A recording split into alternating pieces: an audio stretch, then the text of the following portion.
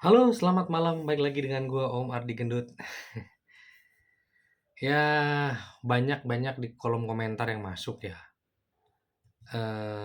Salah satunya yang bakal gua bahas ini adalah mengenai, "Om, Bang, boleh nggak sih ngajuin kredit tuh langsung 500?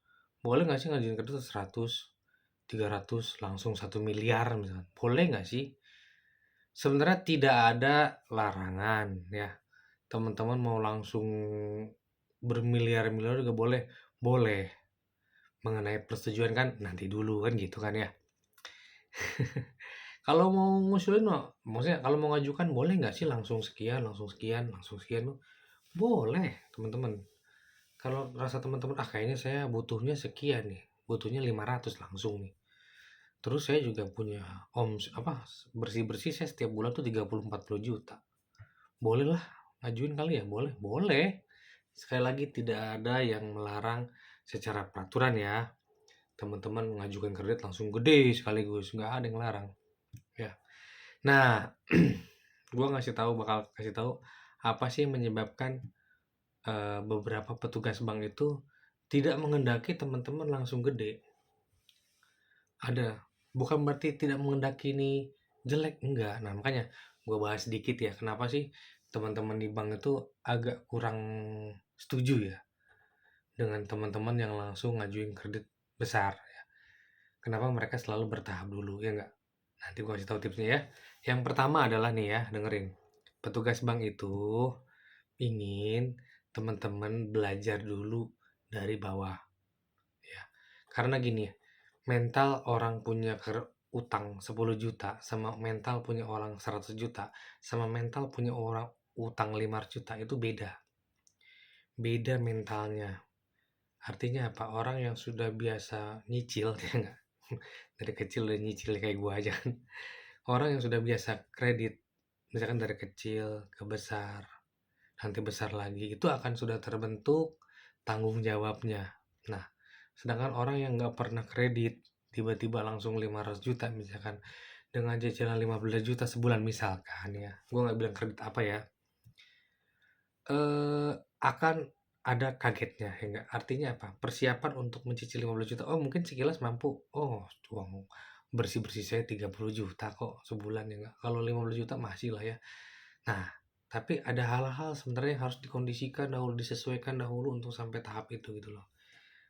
Teman-teman akan lebih siap, lebih prepare kalau misalkan dari cicilannya 3 juta dulu. Kalaupun top up boleh, boleh. Nanti naik lagi 9 juta cicilan per bulannya. Nanti suatu saat naik lagi 15 juta cicilan per bulannya. Pola kreditnya, pola cicilan, dan pola hidup teman-teman juga akan sudah terbentuk seperti itu. Dibanding yang tiba-tiba harus nyicil 15 juta. Kaget dong. Langsung kaget, langsung 15 juga kepotong kan? Pasti kaget, gue yakin kaget, nggak mungkin lah ya. Walaupun tadinya bilang mampu, tiba-tiba penyesuaian hidupnya, misalnya gaya hidupnya tidak tidak tidak bisa dirubah serta-merta kan. Seperti itu. Nah, itu yang kadang-kadang teman-teman di perbankan juga mikirin itu ya guys. Bukan berarti mereka langsung nggak boleh. Mereka juga suka CR besar, suka mereka. Mereka suka dapat debitur atau nasabah peminjam yang besar kreditnya, mereka sangat suka. Karena apa? Mereka juga ditarget.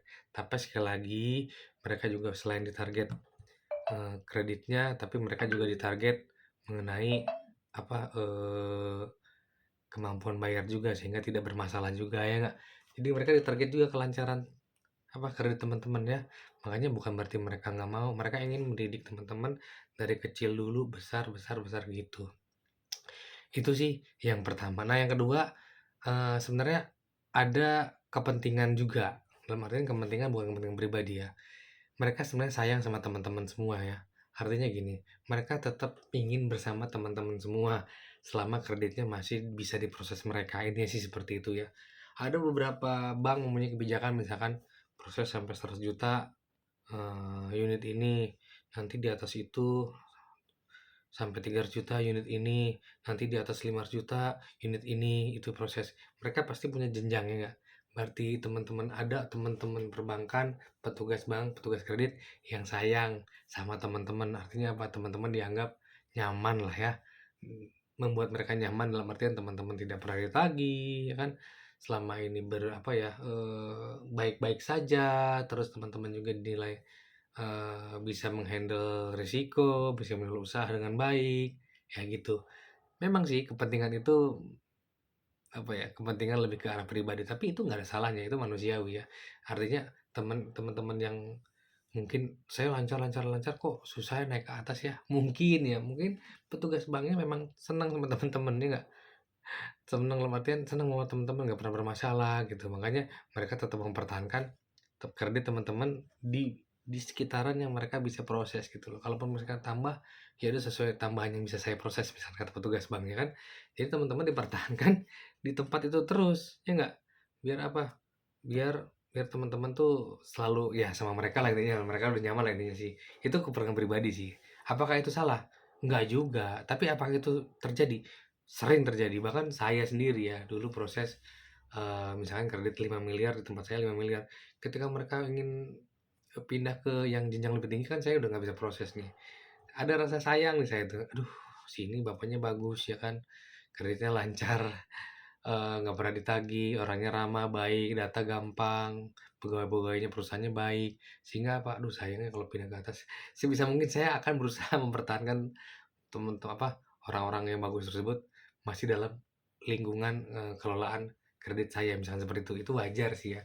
Jadi nomor 2 adalah mungkin memang ada kepentingan secara pribadi dan unit tempat teman-teman mengajukan kredit, itu nggak salah sama sekali ya. Justru malah teman-teman dianggap bagus ya, cuman mungkin ada saatnya nanti kalau memang terpaksa teman-teman harus ngambil kredit yang lebih tinggi lagi, ya memang harus meninggalkan unit tersebut misalkan seperti itu ya. Itu kan, peraturan internal perbankan. Nah, itu adalah dua dua contoh alasan kenapa teman-teman nggak langsung dikasih kredit gede ya. Semuanya ada alasan dan tentu saja yang terbaik adalah yang teman-teman rasakan sih sebenarnya. Kalau memang butuh gede ya mau nggak mau kan teman-teman juga harus ngambil kredit yang lebih gede kan. Kan ibaratnya naik kelas ya nggak misalkan udah lulus misal contohnya udah lulus KUR masa KUR terus nggak mungkin kan. Mungkin teman-teman ternyata lingkungan pemasarannya sudah sampai luar pulau, luar negeri ekspor, butuh kredit yang jauh lebih besar, ya nggak masalah ya kan, nggak ada salahnya juga ya nggak. Tapi jagalah hubungan baik sama orang-orang yang sudah memberikan bantuan kredit, dari teman-teman merangkak ya nggak. Ada tuh di nasabah saya yang kreditnya dari 100 juta sampai bermiliar-miliar, masih jaga hubungan baik, saya senang sih ngelihatnya ya. Tapi ya ya sudahlah itu aja, hanya senang itu aja kan. Tapi sebuah kepuasan bagi petugas bank kalau melihat nasabahnya terus tumbuh, berkembang berkembang berkembang seperti itu. Ya itu aja guys yang bisa gue sampaikan, semoga bermanfaat dan pasti bermanfaat. Terima kasih, sampai ketemu di video gue selanjutnya. Thank you.